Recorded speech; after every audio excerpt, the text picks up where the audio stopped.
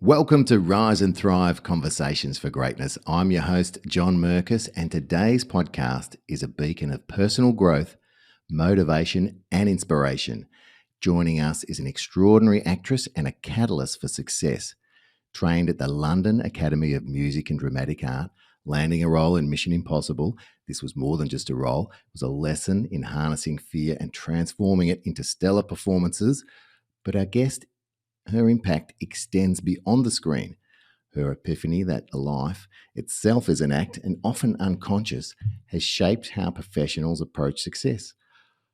For over a decade, she's equipped diverse individuals with acting techniques for intentional living, proving that our actions drive our outcomes. How good is that?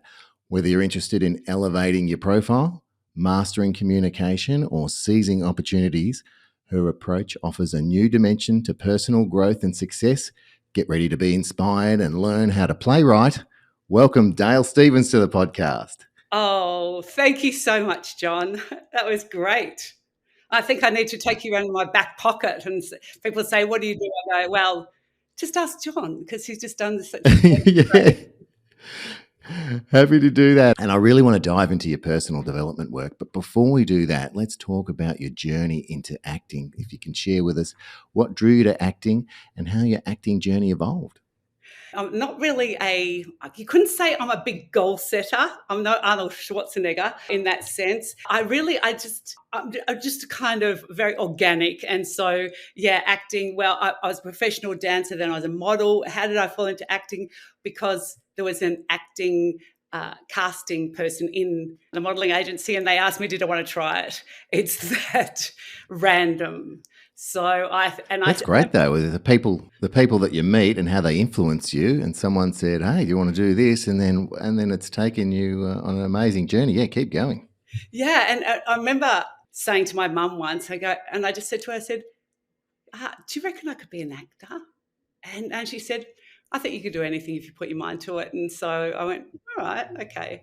And then I was stubborn, and I think, yeah, if you've got that stubbornness, you're really lucky. I see things and then I just go after them, and then no matter how scared I am or what happens, I don't give up. And so I think that's and often I'm terrified and whatever, but I just don't really care. I make an idiot of myself. I don't really care. I just keep on. I love that mindset, how you sought some advice from your mother and she just said, go for it. I love that, how that works. Yeah, I don't know what I would have done if she said, I think you'd be hopeless. I think I still would have done it. I don't think, but it wasn't inspiration at the time. I think I would have gone, really? Yes, well, I'm not so sure. I would have done it anyway, I think. And then talk about a journey. Then you're in London. Yes. Well, see, that was kind of a weird kind of thing too, because originally I went over there because I went to Italy, because when you're going to London, you always go to Italy, not. Because I was on my way to America because because I was modeling, I thought if I can get work as a model in Italy, then I'll go to America. But modeling was a little bit boring and didn't really hit off the way I wanted it to. And I went to England and I just fell in love with London. I fell in love with I went to some acting classes and the theatre there and everything, and I just fell in love with it. And I thought, that's it, I want to be an actor. And then, yeah, applied for drama school, got in, and that's how it happened.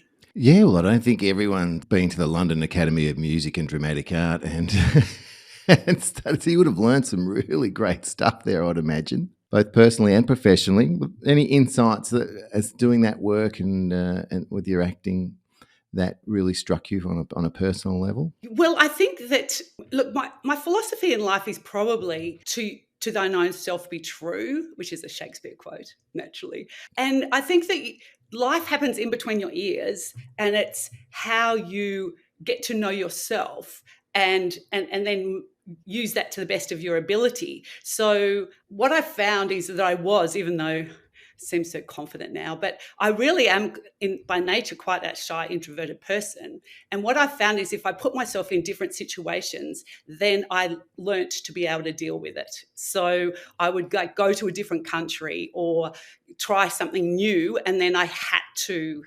adapt. And I think that that's part of knowing yourself. I mean, a lot of people, that wouldn't work for them. They would maybe stay the same, or they wouldn't want to do that. But if you find your own way of working, and back to the Arnold Schwarzenegger reference, is because he was such a goal setter. Like he says, at the beginning of the year, he set goals. At the end of the year, he'd achieve them. Look, I couldn't think of anything less inspiring. I mean, goals, whatever. But also goals, it's like, am I getting closer? Oh, what if I fail the goal? Oh, it's just, to me, I have no inspiration for that at all. But if I look back at when I was a dancer and I was studying ballet, I just loved training. I loved the process. I just loved getting better. I didn't go, oh, one day I'll be a ballerina, or, oh, will I this, or will I that, or that. I had no real vision for that. It's just I love training. I love getting better. And so when you know that about yourself, you can then set up the situation that's going to work best for you. Nice. So let the outcome take care of itself. You're really loving the process and sounds like you're being in the present moment and Yes. really enjoying what you do. That sounds like living life to me. The other thing you said, which I loved, and I've heard different ways of putting it, but I love how you said life happens between your ears, all about what you think. And in previous episodes, we've said there's two aspects to life, the circumstances and the conversation you are about the circumstances. So that's all happening between your ears. And so knowing yourself and learning about yourself sounds like it's been very pivotal in your life and made a difference. Now, I need to talk about Mission Impossible because I've seen your show reel and I love it. By the way, listeners, I've seen Dale cock a gun and wield a sword, and she's very good at all of the above. And I know as a young person, let's say, you're on the set of Mission Impossible, and there's a lot of personalities and actors around you.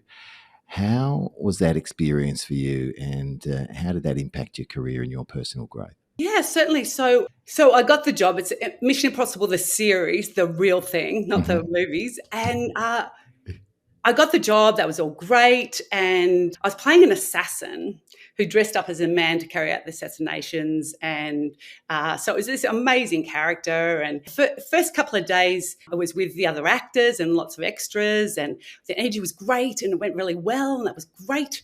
And then I have this scene where, now what could go wrong? I'm standing in a hotel room wearing a red leotard with a gun, planning a bomb.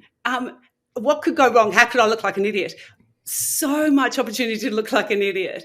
And at the time, I thought, I didn't feel the energy of everyone else. And then we're sitting there with the other actors watching the preview of it. And it's coming up to my scene and I'm thinking, oh my gosh, this could just be so horrible. And but then I looked at it and it wasn't. And that was all because of technique. And that's what the big lesson was, is I was terrified to see it. I was, nervous about the whole job, but technique. That's what got me through. And that's when I work with people now. I don't want people to feel confident in themselves because that's ridiculous. It's not always going to feel confident. Sometimes you feel good. Sometimes you feel bad. Sometimes you feel sick. Sometimes someone's been mean to you or something awful has happened. You can't just rev up some sort of confidence. But all the people I work with, they have 100% confidence in their technique. If they're doing a TED talk or whatever. And you can act as if, regardless of how you're feeling. Yes, you just use the technique. And it's especially, my signature technique is really speaking one-to-many. So it's on video, TED talk, presentations, speeches, just even in a group, one-to-many. And the technique I've got means that it's 100% reliable and no one has to prepare, get ready. Great. Well, I know you teach that to professionals. And like we said before, whether it's elevating your profile or mastering communication and seizing opportunities, etc. Are you able to share with us some of those techniques, or are we letting the cat out of the bag there?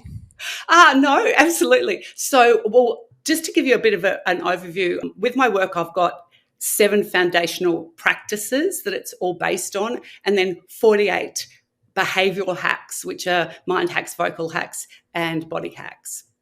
But this one about talking one to many, it's all about imagining you're talking to one person and you define who that one person is and you go free fall and speak to that one person. So it moves it from a performance to a conversation. I like it. What a great tip. Because I know speaking for a lot of people is a fear. That's common knowledge out there.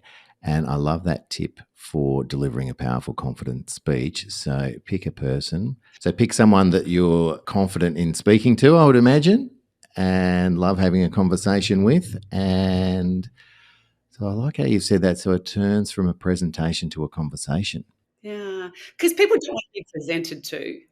I mean, look, how many presentations have you seen, where someone's, I had this, it reminds me of a client I had, this sweet man. He was so lovely and he had a really great accounting firm, and someone else sent him to me. And this is how he started off this presentation. We've been around for 80 years and we do this, that, and the other. I was like, oh, shocking. But when I actually got him to, and another couple of techniques like speaking from the heart and these other things, this man, look, I tell you, when he was talking about his clients, it was almost poetic. It was wow, what a difference. Beautiful. Like anyone would want to listen to him saying that. And also anyone would want to be his client because that's how he feels about his clients. He was unbelievable. So that's the type of transformation can happen. So from working with you, you really transformed him from kind of talking as a robot, let's say, to really talking from the heart and connecting with people that he talks with. Yes. Another woman I work with, she was head of sustainable investment in a superannuation company. Brilliant. But she was so nervous about speaking, she came out a rash in her own wedding. Wow. And when she introduced me to her colleagues, she just spoke really fast and fiddled with her hair. She just couldn't cope. And I worked with her, and then she nailed it on this international industry panel. And then she got her company to be one of 30 companies at the UN. That's magnificent. I also love people that seek out advice from others and coaching from others, because we've mentioned also in previous episodes that sometimes you need that outside influence to maybe see what you're not seeing or tap into their experience to be able to go to another level. My philosophy is you can't do it by yourself. You do need those outside influences and that inspiration and the benefit of other people's experience. Oh, it's so important. Margot Robbie, obviously Margot Robbie. She has, for every role she plays, she has an acting coach, a voice coach, and a movement coach. Makes total sense to me. And athletes do the same. There's not many athletes that say I don't have a coach, and because they want to be the best that they can possibly be. So yeah, I love that philosophy. I've heard you say, or I've read about you, that you said you need to make friends with your nerves. And I think if you can talk a bit more about that, that might help our listeners, because we all get nervous or excited or a mixture of both. And we want to, I would imagine, use our nerves to help us, but we don't want our nerves to stifle us in what we're doing. Yes. So have you got something you can share on that? Yeah. Well, so that's what I realized, like with big jobs like Mission Impossible, is I was terrified. I was really terrified. And a couple of other, when I first started Blue Healers, and maybe when I did, not so much with plays, so it's more with television and film. And then I realized that I did my best work when I was terrified. And the reason is because your physiology for when you are nervous and when you're excited is exactly the same thing. Right. Your heart starts, when you've got something exciting coming up and your heart starts pounding. Yep. Maybe you might even get a little bit sweaty and you're actually kind of like all on edge. Well, excitement and nerves, it's the same thing. That's what's actually happening in your body. Your body is saying, let's go, something big's happening. Right. I like that way of thinking about it. So you go, okay, I'm nervous, great. But that's when you need to have technique so that that adrenaline has got a focus and somewhere to go. Because otherwise, you're in there's really two headspaces. One is a critical space, and one is a creative space. So if you're nervous and you're in the critical space, you're going, oh, hope it goes well, hope it goes well. Oh, has that been went well? Oh, gee, I'm great. That went badly. Oh no, I'm no good.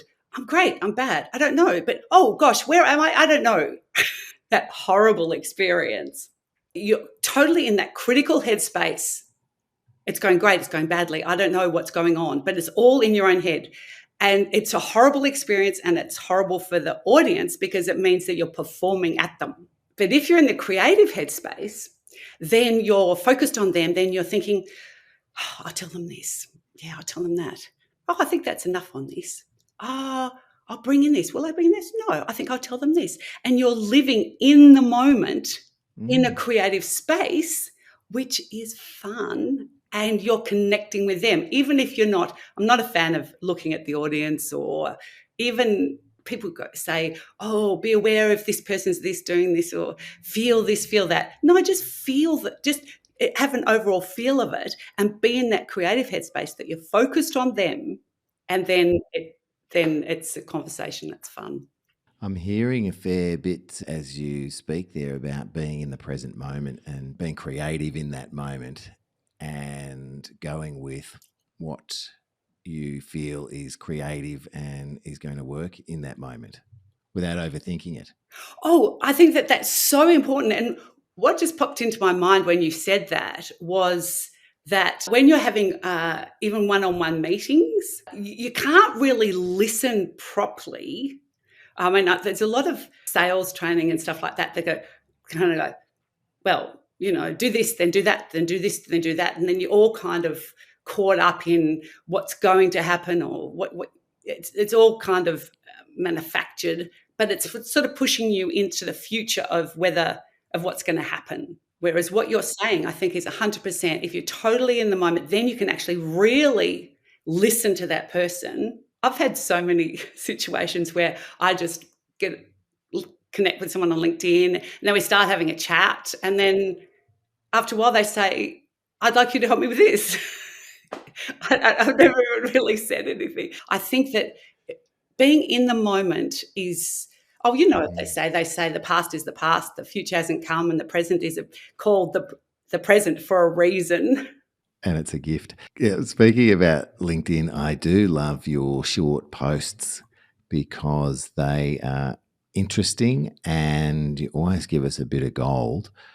There was a few there that spring to mind, especially the authority in your voice.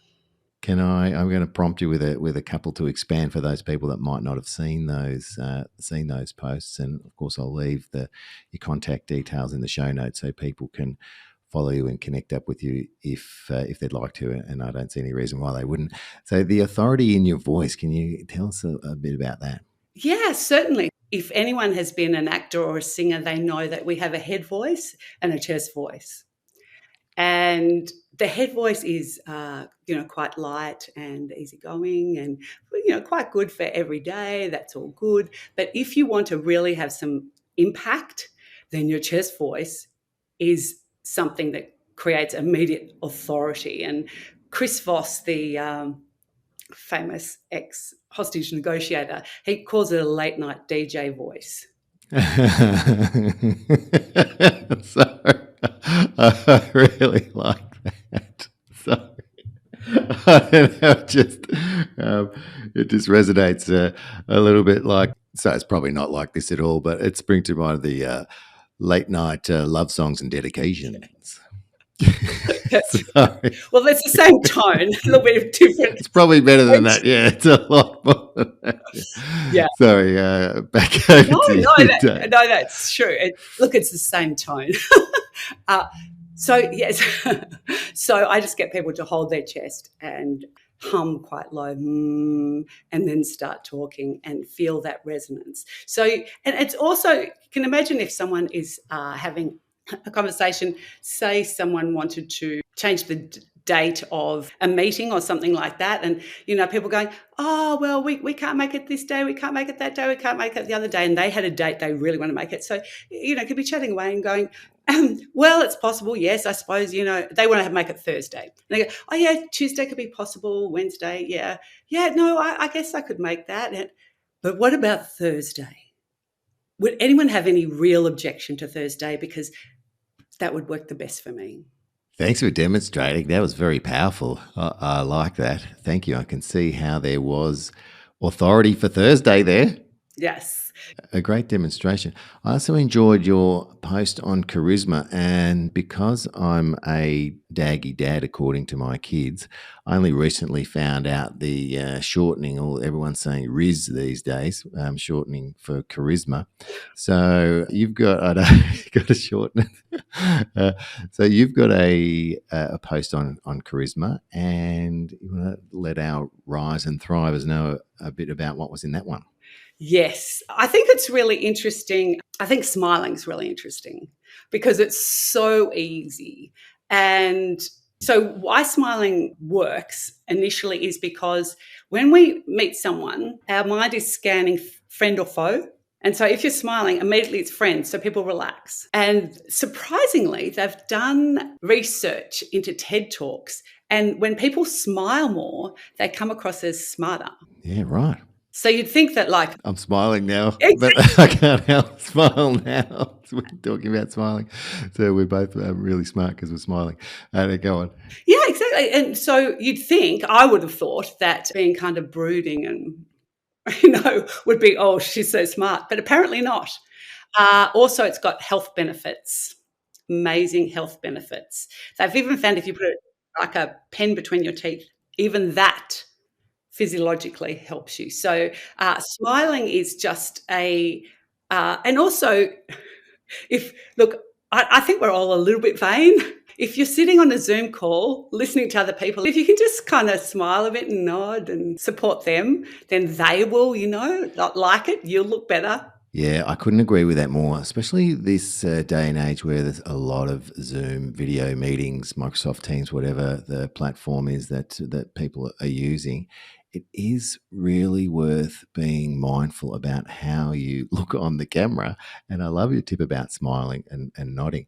I realized a while ago that whenever you see something on the news and there's a political person speaking, they'll often have people in the background nodding and all this kind of jazz to kind of, I guess, give you, whether that's in your main view or your outside perspective or your subconscious, to think, oh yeah, I've got to agree with this person. Yes. So I know that how you look on camera makes a big difference. I love that tip about smiling and also nodding if you're agreeing with. Yeah, and giving that person positive energy. It's active listening, really. I mean, I was on a call the other day. This shocked me. So I was on the call and I was just observing. And at the end of it, I had a talk with a woman who was leading the call, and she said, "You were so responsive. I think I should pay you to be on the call and just do that." So people really notice because your personality can come out when you're not speaking. Yeah, I 100% agree. I was running some training yesterday, actually, and I'm a big advocate for people having their cameras on, and I'm actually really shocked when people don't. And I just made a joke and asked people to put their cameras on. I said, because some people say, "Oh, I'm eating" or whatever. I'm like, I don't mind if you're eating. I don't mind if you're in your pajamas. I don't mind if you got kids running around in the background. That's life happening. Love to see your face. And about 80% turned on, and the other 20 didn't. But then I asked some people to put some comments in the chat, just a one or a two, depending on what the question I was asking, to make it really simple. And then if someone didn't put something in the chat, I just joked and I said, "Oh, there's Fred, no camera on, nothing in the chat. Maybe they're out mowing the lawn." So I just tried to make a joke of it. But yeah, I agree, because then I was co-training with someone else. So in the moments that I wasn't training, I was making sure that I was supporting them by how I was on my video on the call. So I love that tip, Dale, and I love that for our listeners. So the challenge for them is next time you're on a video call, make sure your camera's on and be mindful of the energy and what your image is doing for the call, both the presenter and others on the call.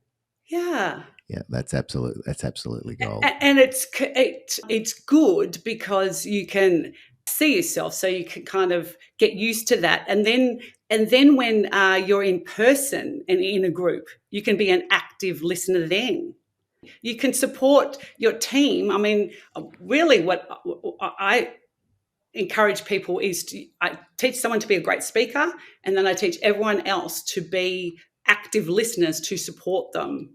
And so it's a team thing. I hear what you're saying, especially if you're doing a presentation. You can't always gauge by the audience's body language. I remember doing a motivational talk, and there was a gentleman in the front row with his arms crossed the whole time. And I noticed it, tried not to let it faze me and just did what I needed to do. Came up to me after the talk and said how amazing it was. So you can't necessarily go by people's body language in the audience. That was him being comfortable. And because he was comfortable, he was able to absorb what was being said and really enjoyed it. So I like that tip as well for people listening, that if you're giving a presentation, you want to be mindful of the audience, but maybe don't react to how they are. And I always assume now that they're loving it because it makes me better if I think the audience is loving it. I'm lucky I had that experience, so I knew that I actually lived through someone looking like they were absolutely hating it and then loved it. So I can have that experience in the back of my mind to say, however the audience is, be confident in what you're doing. And I like your tips though. Be in the conversation, be in the present moment, be creative as you're doing it. Love all those tips. You got any more? Yes, but also with the audience. See, the thing is that analyzing, you can't analyze if you're in the critical space. If you're going, oh well, certain people, oh someone looked at his phone, oh someone she brushed her hair like this. Analyzing, you're in the analyzing space, which is no good. And also, I just thought I'd mention is that I remember playing Blanche in A Streetcar Named Desire, which is basically the best female role ever for anyone, and I've played comedy and heard laughs, and people have applauded and everything like this. But the most exciting was when I'm doing a monologue and it's so quiet, like people are barely breathing. So that you can feel, and that is the type you can feel the energy of the. But you don't have to think, oh, I feel that, then I'll do this. We're human beings. You will naturally, if you let yourself focus on the audience and experience it, you will adapt.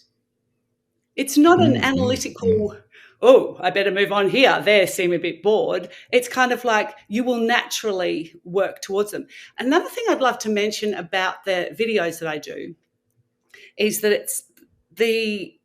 it's actually a formula called MAP, M-A-P. It's 1 minute, one angle, talking to one person.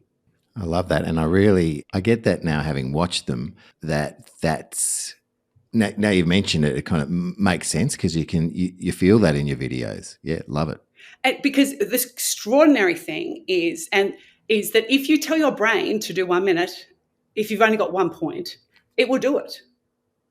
Like I didn't time myself and then time myself more and get, personal best at hitting 1 minute. I just told my brain 1 minute.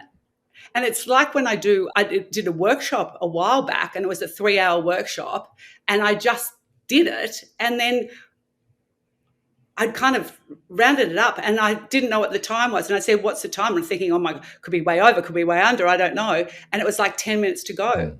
You tell your brain to do a certain thing in a time frame, it will do it. You can train yourself to always do that. That's really interesting. I've heard that you can tell yourself before you go to bed what time you want to get up, and often you will. So yeah, I don't know where I'm going with that, but just trying to reinforce your point there, which is you can tell your mind what you want to occur Yeah. and then allow it to happen. Allow. That's a great word. I think it's all about allowing it, and where people find it hard with the work that I do is they understand it very easily because it's very simple to understand, but they find it hard to see that person and start talking, allow that to happen and not control Right. it. So I think allow is a Yeah. really key factor. Yeah, nice. And we're also self-critical as well. So I could hear in some of the things we're talking about that you're dealing with people that are self-critical, and a bit like that time when you're acting and then you saw the preview back and you thought, oh wow, that was really good, because we all are self-critical. So that's something to bear in mind as well. I think is that I've heard the expression, "We're not as bad as we think we are." And I've also heard the expression, "We're not as good as we think we are either." So there's somewhere in between. I like to go with the good though, because that pumps me up. So I'd rather think that that I'm pretty good, rather than I am no good and this is going to be crap. I have those thoughts though. Absolutely, we Yeah, all do. well, We're human beings. yeah, it's. I think I think being reflective is really it's massively important, and Mm. and I noticed when I was the beauty of being older is that when you're younger, you're reflective and you're like, I did this, I did that. You go like so whingy, whiny, critical. But when you get older, you go, yeah, that wasn't so good. Oh well. Oh yeah, that bit kind of. But you can be kind of more of a positive slant because you want to be building on those positive situations, and you can't be bothered with going over every little thing you did wrong. It's kind of like, okay, we're moving on. What's happening now? It's the beauty of being older. I agree. I totally agree with that. The grace of being older, and the things aren't as significant as they might have used to be, and also with that wisdom of we're having learning experiences. So Yes. you can think about that time. Oh my God, I can't believe I did that. And sometimes you might think of that and you go, hang on a minute, that was a learning experience, and I don't do that anymore. I don't want to reflect on the past and beat myself up because that happened. I've learned something from it. I'm a better person from it. And I want to propel myself forward with that kind of mindset rather than, oh my God, when I was, so younger, I made that mistake, or I can't believe I said that, or whatnot. So often say in training, and I'm sure you're the same philosophy, we don't make mistakes, we have learning experiences. Yes. Yeah. And I've got a theory on virtually everything, but I have a theory on. I love it. I want to hear them. Well, I've got a theory on health and feeling good. And my theory is that as you get older, if you create new little good health habits, you'll feel like you're getting younger. Right.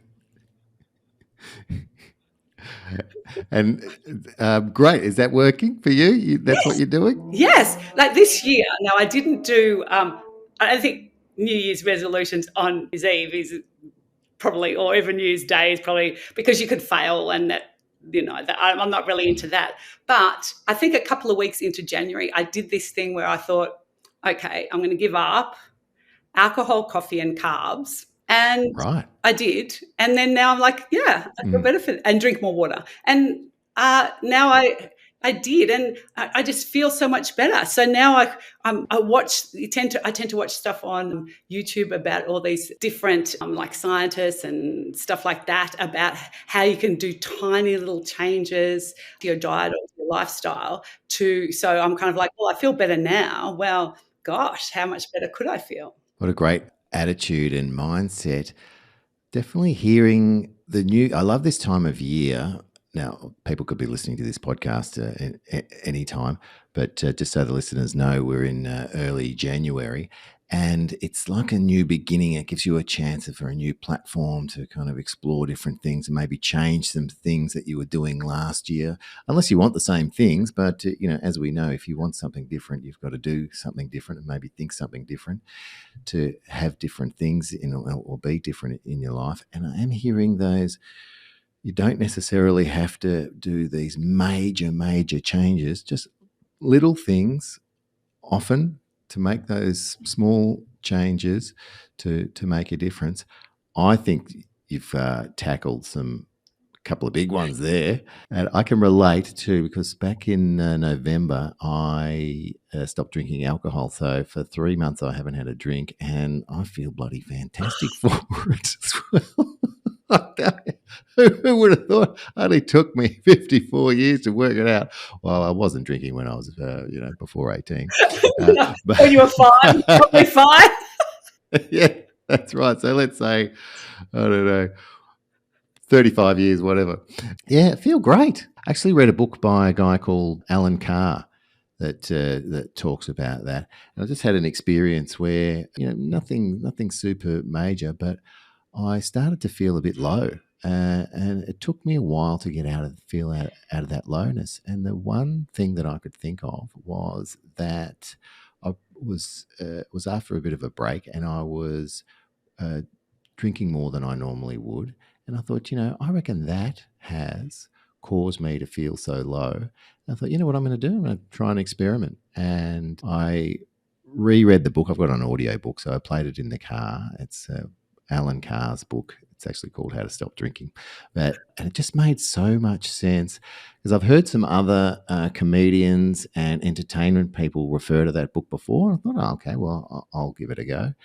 And I've got to say, it's probably the one thing that I've done lately that's made the biggest impact to my well-being. Yes. I think it makes your energy even.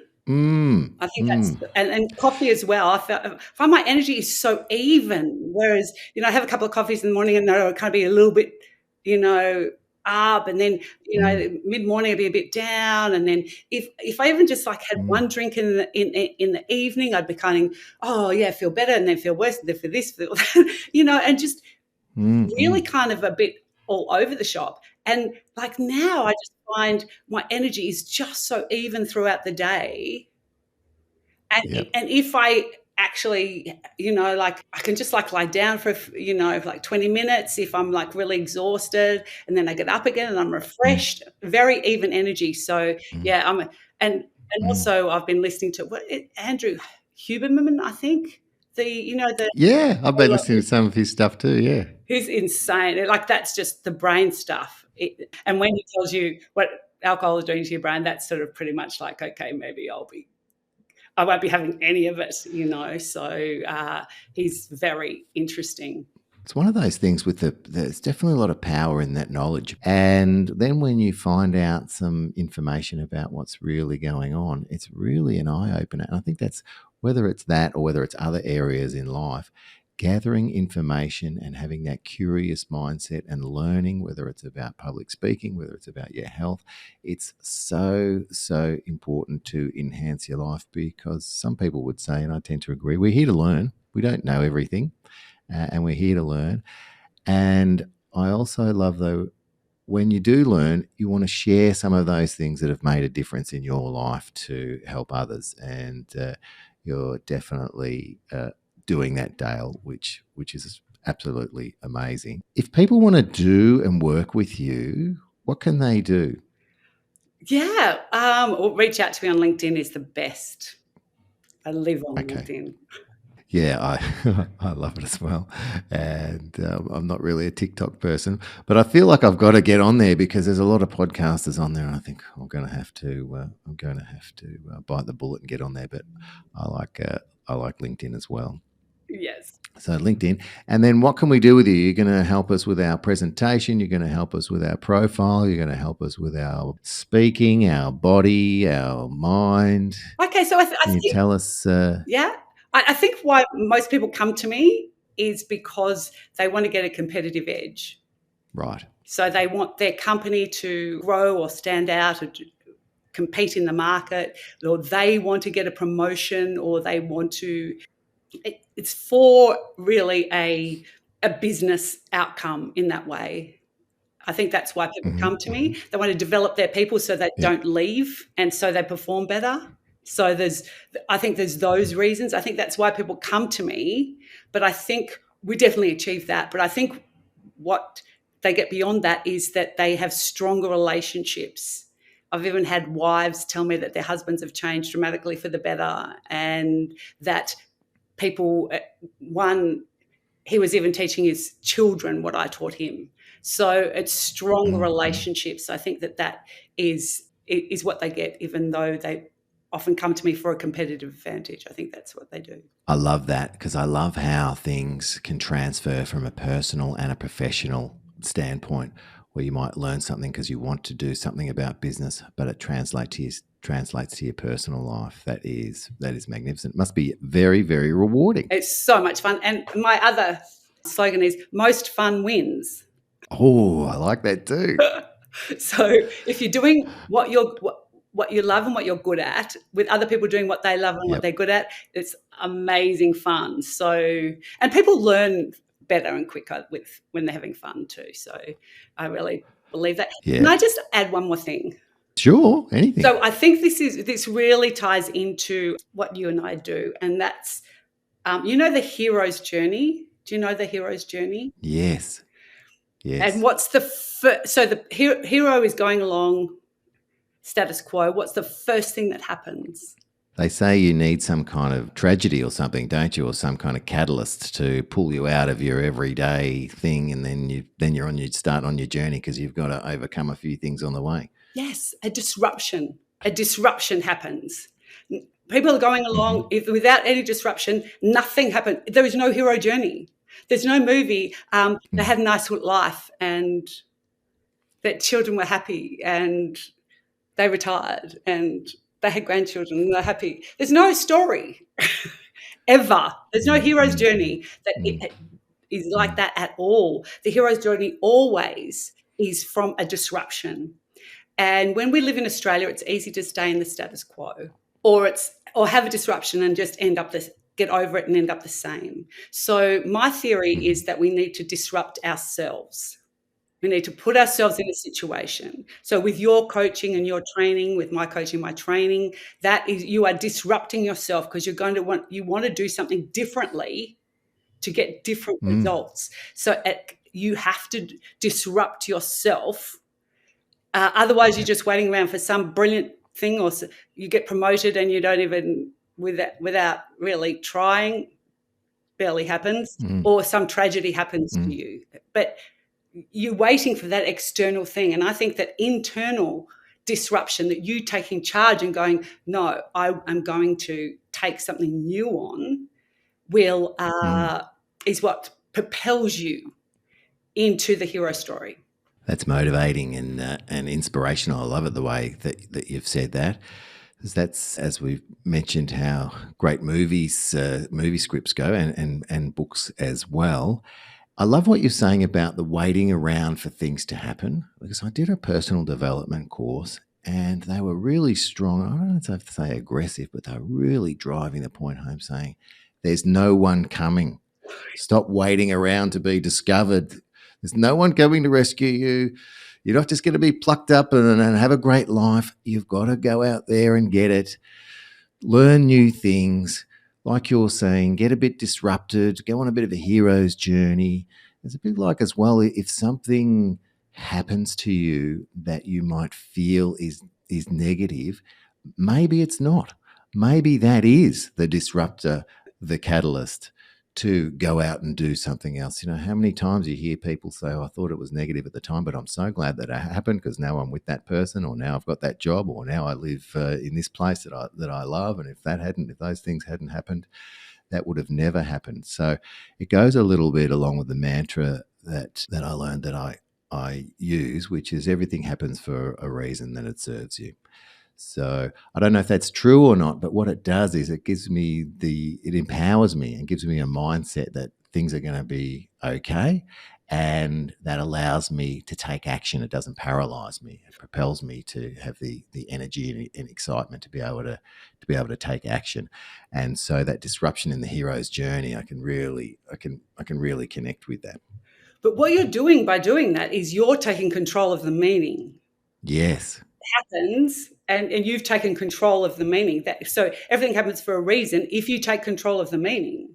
I also learnt as well that we are heaping on meaning to everything that happens to us, And so once you have that awareness to know that you're doing it, and we think that's the truth. We heap the meaning on it. We think that's the truth, but it might not be the truth. And realizing that we are the ones that are making the meaning in the things that happen to us, you can change it. You're making it up anyway, so may as well make up something that empowers you. It's so true. Life is a mind game with yourself. That's it. Isn't it? Isn't It it? is. I've also heard someone say, or the expression with their talking about their minds, as saying it can be dark in there. Don't go in there alone. Except we are always alone. But apart from that, yeah, no, it is. It's so fascinating, and I would really love to see people. Look, probably specifically leaders have coaches. I mean, imagine if every leader had like a motivational coach or business coach, physical workout coach, and like an acting coach, like you, me, and a training coach. What would their lives be like? Like, and just constantly in their corner, giving them a different perspective, giving them different tactics, looking after them, having their back. I think it would be revolutionary. I think so too, Dale, and I know a personal trainer, so maybe we've got a trio here of empowerment, the trio of empowerment, where the three coaches get together and rock people's worlds. Hey, there might be something in that. Stay tuned, listeners, for that one. I couldn't agree more. And when I had which I still do, my personal development coach, Karina Murphy, she's episode 2. She helped me so much with things that I would have never realized, and also some really simple things too. And like a good coach would, at the start of the whole process, she said, "What do you want from me?" Right? So I can give you a whole bunch of things. What do you want from me? And it just resonated with what you said, because I said, I need to feel like you're in my corner no matter what. Yes. And she fulfilled on that. She fulfilled on that in spades. So I know personally that meant so much to me, because I guess with some of the things we're doing, you have to do some things alone. And there was another great expression that said, when you do the work alone, you do the work alone to look great in front of people, or something like that. I'm going to have to look that up and say that better. But there are times where you're doing it on your own, and you need to do that, and that's fine. But when you are with others, or you have others coaching and helping you, and you're doing it with people that surrounding yourself with people that make a difference in your life, that really propels you. I think Richard Branson says, "I'm not that great. I just surround myself with great people." It's so true. And I think too that having independent people, like your friends and your family, have always got vested interests.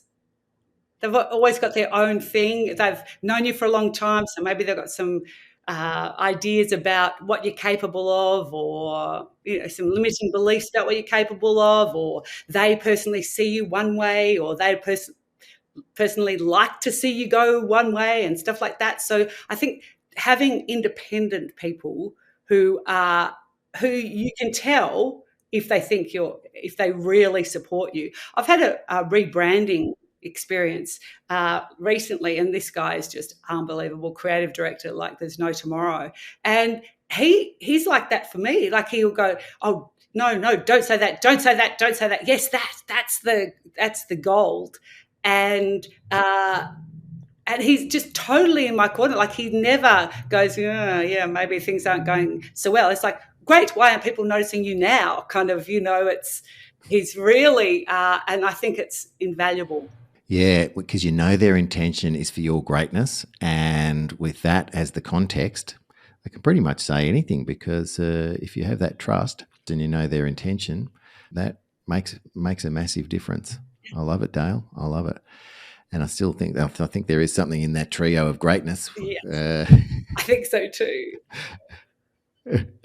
And I love books. I've got plenty behind me. I've learnt a lot from books. I'm sure you've had to read a lot of scripts and read a lot in the work that you do, and with your coaching work as well. Is there a book or a reading or a talk or something that has had a significant impact on your personal growth, or something that resonates with you? Oh, there's only really one. The Bible, that's it. Yeah, right. There's a lot of good quotes in there. Yeah, anything you'll ever need to learn, it's all in the Bible. It's history, Nice. history, present, future.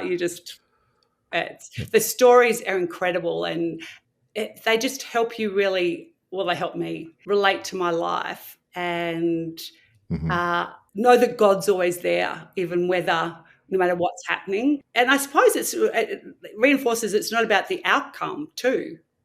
It's about who you are. Who you are Yeah. is just it's the biggest question. It's the only question that really matters. It's who you are will determine where you're going and what you're doing and who with. I think that's why there's so much talk about identity.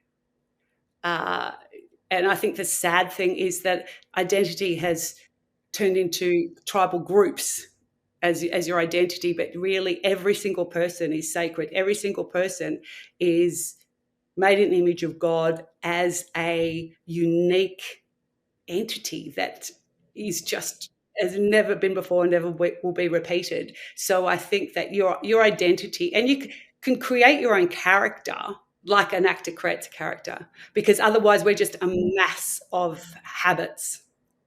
And really we're just who we were in relation to our upbringing. You've got your genetics, you've got your environment, and then you just become a response to that. But you can create it. Meryl Streep did. Do you know about Meryl Streep? Well, I know of Meryl Streep, but what do you mean with her? So when she was in high school, she had like brown mousy hair. She had braces and glasses and was very nerdish, bookish, and no one paid her much attention. And she decided that she would like to be the homecoming queen. So she created a character. She put lemon in her hair to bleach it. She ditched her glasses. I don't know what she did about that.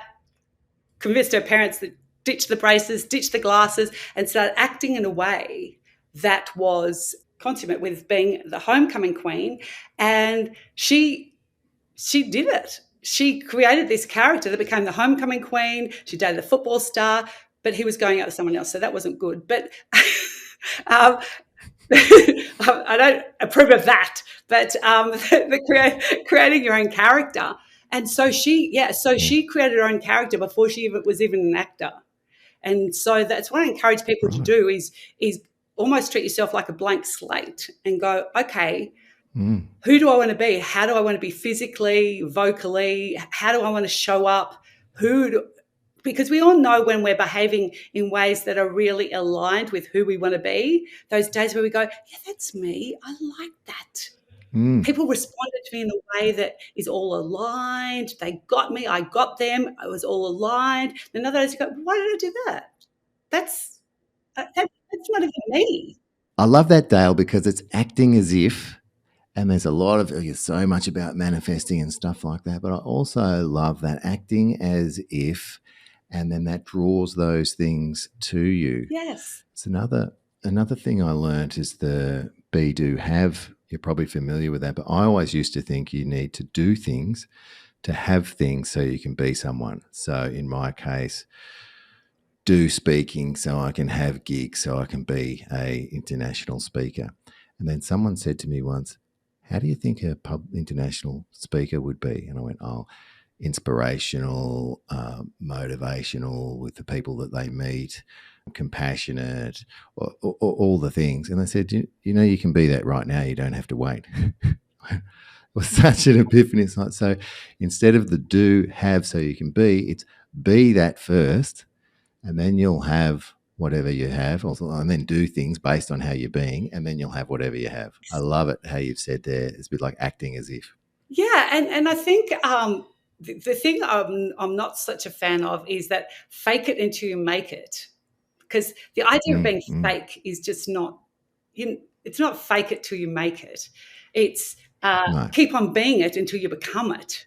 Oh, I love that. Yeah, I think that's the go. So you develop yourself into the person that that you choose, and it's not faking it till you make it. It's opting in to certain behaviours that you want, that create how you want to be.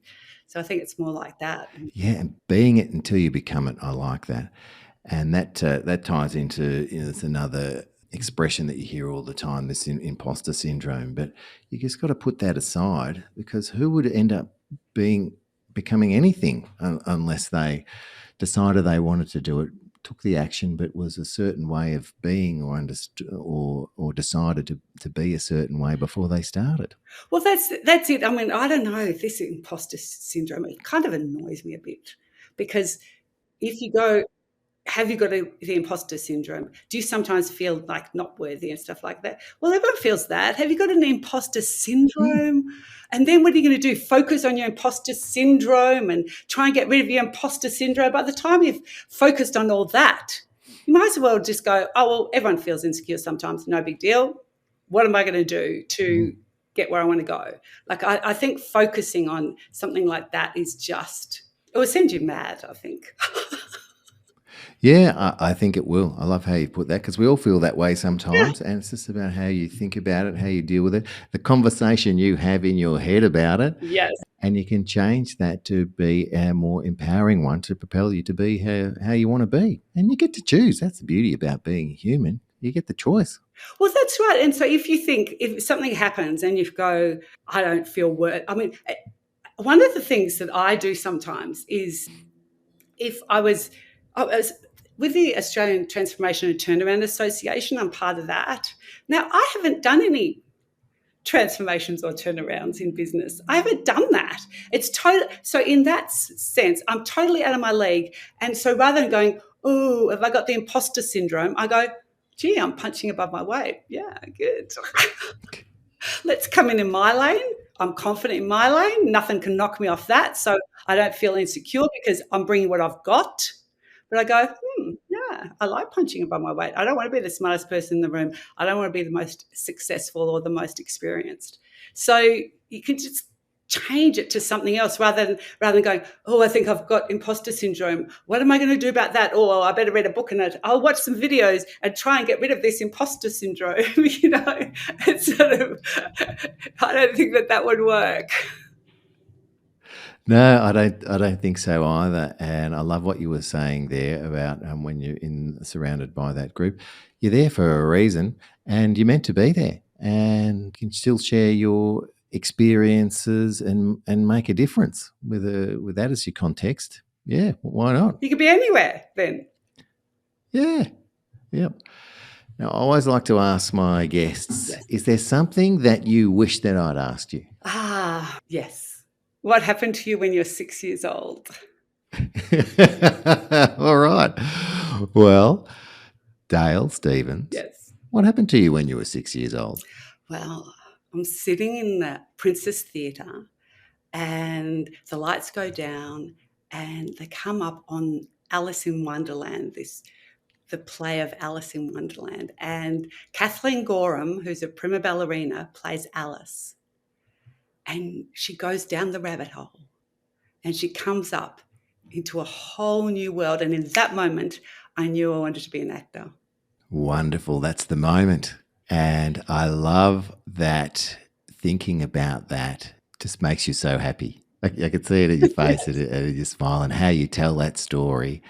What a great thing to have happen when you're 6 years old, and to really feel that and then have that as part of your life and your journey. Magnificent.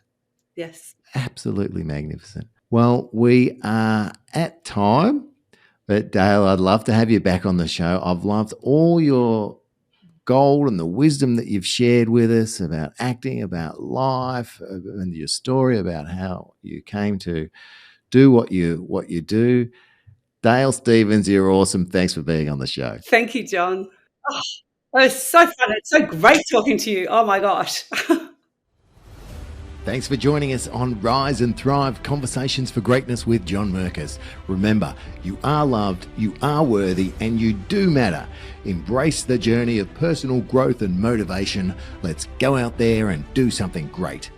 Follow or subscribe for more insights and inspiration every Tuesday. Until next time, stay awesome.